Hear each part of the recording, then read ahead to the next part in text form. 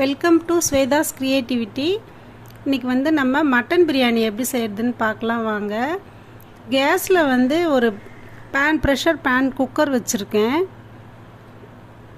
இதில் வந்து ஒரு 4 ஸ்பூன் நெய் சேர்த்துடலாம். ஒரு சின்ன குழிக்கரண்டி அளவுக்கு ஆயில் சேர்த்துடலாம். எண்ணெயும் நெய்யும் சேர்த்து தாளிக்கும் போது நமக்கு கொஞ்சம் டேஸ்ட் நல்லா இருக்குங்க. இப்போ வந்து தாளிக்கிறதுக்கு வந்து 2 பட்டை, 3 கிராம்பு, ஒரு அன்னாசிப்பூ, 2 மராட்டி மொக்கு ப்ளஸ் ஒரு ஸ்பூன் சோம்பு எடுத்திருக்கேன். இப்போ நம்ம இதை ஆயிலில் போட்டு ஃப்ரை பண்ணிடலாம்.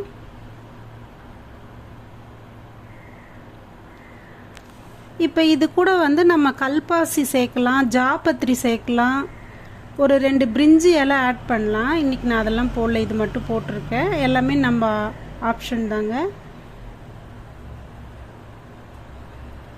இது கொஞ்சம் லேசாக வச்சு சிம்லேயே வச்சு ஃப்ரை பண்ணிக்கலாம். இல்லைன்னா இந்த ஸ்பைசஸோட மசாலா வாசனை வந்து ரொம்ப தூக்கலாக தெரியும் பிரியாணியில். அதனால் சிம்லேயே வச்சு லேசாக ஃப்ரை பண்ணாவே போதும்.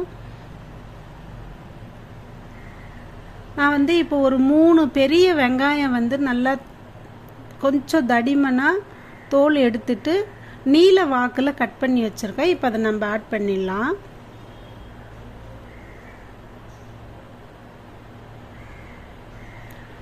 ஒரு 5 நிமிஷம் சிம்மில் வச்சு நல்லா வெங்காயத்தை வந்து நம்ம வதக்கி விட்டுடலாம். வெங்காயம் வந்து பிரியாணிக்கு நல்லா வதக்குனா தான் வந்து அது ஒரு டேஸ்ட்டு நல்லா இருக்குங்க.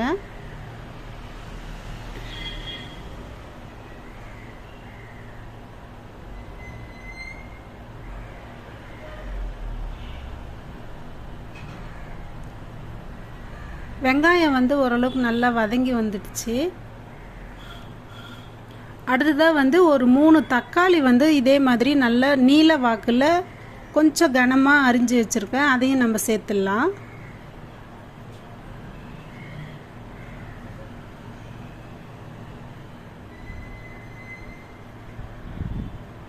தக்காளிக்கு அப்புறம் நம்ம 1 பை 1 2 நிமிஷம் வதக்கினாவே போதும். அடுத்தடுத்து சேர்க்குற பொருள் எல்லாமே வெங்காயம் தான் வந்து நல்லா ஃப்ரையாக இருக்கணும்.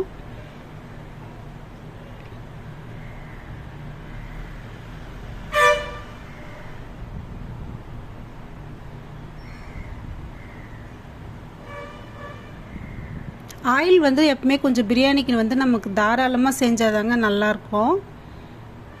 இப்போ வந்து ஒரு கைப்பிடி புதினாவை வந்து நான் நல்லா வாஷ் பண்ணி வச்சுருக்கேன். கொஞ்சம் கொத்தமல்லி வந்து பொடியாக நறுக்கி வச்சுருக்கேன். இது 2த்தையும் நம்ம அடுத்தடுத்து சேர்த்துடலாம்.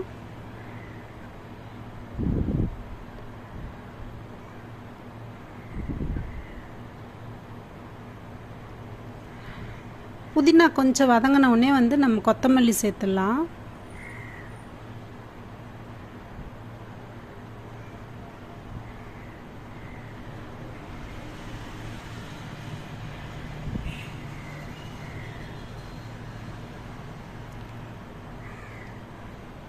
இந்த ஸ்டேஜில் வந்து நமக்கு கொஞ்சம் வேணும்னா ஒரு 2-3 ஸ்பூன் எண்ணெய் கூட ஆட் பண்ணிக்கலாம். ஒரு 6-7 பச்சை மிளகாய் வந்து இந்த மாதிரி எடுத்து கீறி வச்சுருக்கேன் லைட்டாக. இதையும் நம்ம வந்து இந்த ஸ்டேஜில் சேர்த்துடலாம். பச்சை மிளகாய் முதல்லையே சேர்த்தோன்னா நமக்கு வந்து காரம் வந்து வதக்கும் போது காரம் இறங்கி காரம் ஜாஸ்தியாகிடும். அதனால் வந்து இந்த ஸ்டேஜில் சேர்த்துடலாம்.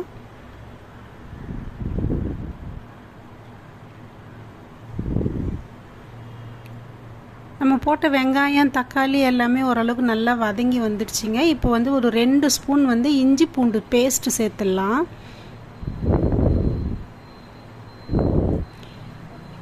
ஒரு சிலர் வந்து இஞ்சி பூண்டு முதல்லையே சேர்ப்பாங்க. அந்த மாதிரி சேர்க்கும்போது வந்து நம்ம அடுத்தடுத்து சேர்க்கும்போது அது கொஞ்சம் லேசாக அடிப்பிடிச்ச மாதிரி ஆகிடும் இஞ்சி பூண்டு. அதனால் வந்து நம்ம இந்த ஸ்டேஜில் சேர்க்கும்போது ஃப்ளேவரும் நல்லாயிருக்கும், நமக்கு அடி பிடிக்காது.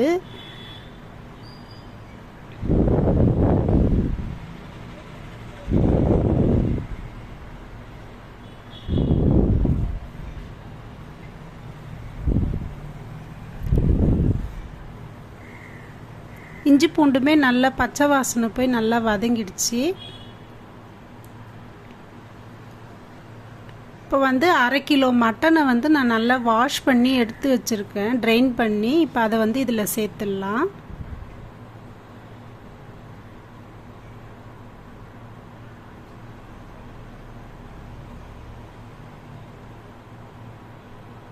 மட்டனை சேர்த்துட்டு நம்ம ஒரு 5 நிமிஷம் நல்லா அந்த எண்ணெயில் வந்து ஓரளவுக்கு கொஞ்சம் அதோட ரா ஸ்மெல் போகிற அளவுக்கு நம்ம நல்லா வதக்கி எடுத்துடணுங்க.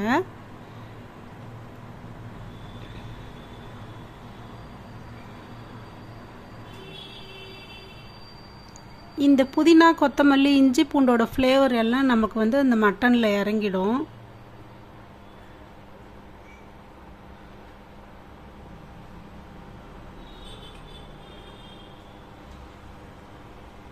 ஓரளவுக்கு நல்லா நம்ம வதக்கி எடுத்துட்டோம். இப்போ இந்த ஸ்டேஜில் வந்து ஒரு 1/4 ஸ்பூன் வந்து மஞ்சத்தூள் சேர்த்துடலாம்.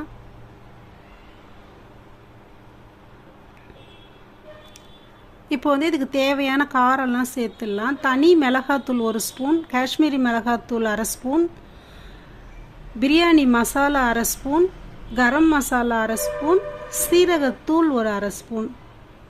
இது எல்லாத்தையும் நம்ம ஒன்றா இதில் சேர்த்துடலாம். பச்சை மிளகாய் போட்டிருக்கிறதுனால நமக்கு காரம் இந்த அளவுக்கு இருந்தால் போதும். ஒரு 1/2 ஸ்பூன் உப்பு எடுத்துருக்கேன், அதையும் சேர்த்துடலாம். இப்போ எல்லாத்தையும் வந்து இந்த எண்ணெயில் வந்து நல்லா வதக்கி எடுத்துடணுங்க. உங்களுக்கு வந்து இந்த காரப்பொடி இதெல்லாம் வந்து நம்ம எண்ணெயிலேயே வந்து நல்லா வதக்கி எடுக்கும்போது உங்களுக்கு வந்து அந்த மிளகாத்தூளோட அந்த டேஸ்ட் வாசனை வந்து ரொம்ப நல்லா இருக்கும்.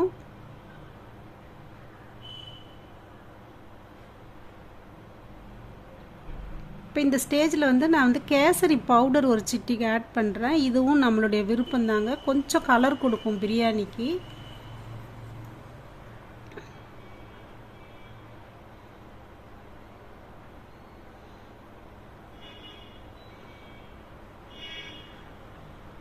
இப்போ வந்து ஒரு 2 ஸ்பூன் வந்து தயிர் சேர்க்குறேன் நான். இது வந்து நல்ல ஒரு லேசான புளிப்பு டேஸ்ட்டுக்கும் மட்டன் பீசஸ்லாம் வந்து நமக்கு சீக்கிரமாக வெந்து கொடுக்கும். அதனால் வந்து இதை ஆட் பண்ணிக்கலாம்.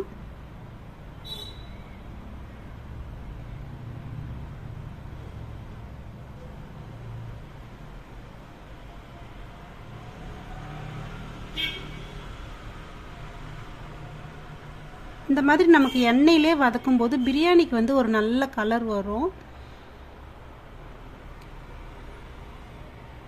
இப்போ வந்து இது 400 கிராம் அரிசி பிடிக்கக்கூடிய அளவுக்கு ஆழாக்குங்க. நான் ஏற்கனவே அது அரிசி வந்து ஊற வச்சுட்டேன். இதில் ஃபுல்லாக ஒரு ஆழாக்கு எடுத்து இப்போ வந்து அந்த அரிசி பாஸ்மதி அரிசிக்கு வந்து 1க்கு 2 தண்ணி வைக்கணும். 1 பங்கு தண்ணியை வந்து நான் இப்போ இந்த மட்டனில் சேர்த்துட்றேன். சேர்த்து நல்லா கலந்து கொடுத்துட்டு நம்ம லிட் போட்டு மூடிடலாம்.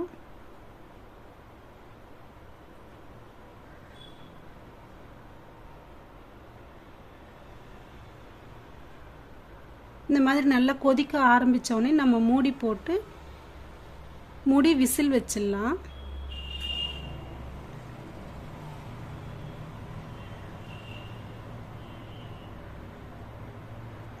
நல்லா ஒரு 6-7 விசில் விடலாங்க. மட்டன் நல்லா வெந்து வரும். அப்போ தான்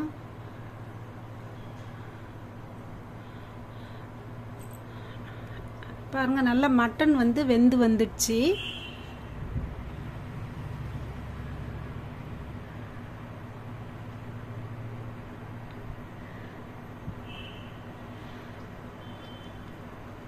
இப்போ வந்து நம்ம அரிசியை வந்து ஊற வச்சுருக்கோம் ஏற்கனவே. இப்போ வந்து இன்னும் 1 பங்கு தண்ணியை வந்து நம்ம இதில் சேர்த்துடலாம்.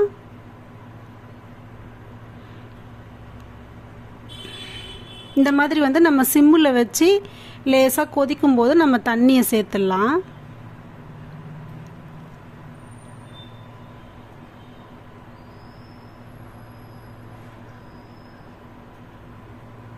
தண்ணி சேர்த்து நல்லா கொதி வந்த பிறகு தான் நம்ம வந்து அரிசியை சேர்க்கணும்.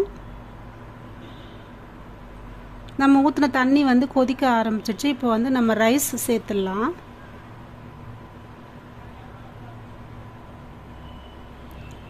ஒரு 20 நிமிஷம் ஊறினா கூட போதுங்க. ரொம்ப நேரம் ஊற வச்சாலும் அரிசி வந்து நம்ம கிளறும் போது உடஞ்சிடும், நீளமாக இருக்காது. ஒரு 20 நிமிஷம் ஊறினா போதும்.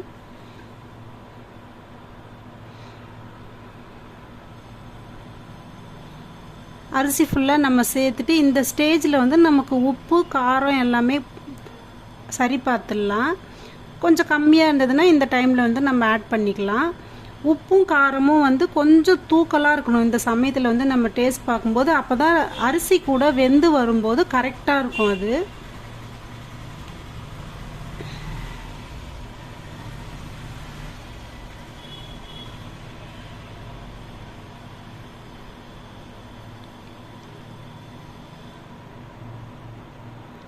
இப்போ வந்து இதுக்கு மேலே வந்து நம்ம ஒரு தட்டு போட்டு மூடிட்டு சிம்மில் வச்சுட்டு இதுக்கு மேலே ஒரு பாத்திரத்தில் தண்ணி வச்சு நம்ம வெயிட் வச்சிடலாம். இல்லை நீங்கள் ஒரு கனமான வேறு ஏதாவது ஒரு பாத்திரம் கூட வைக்கலாம். அவ்வளோதான்.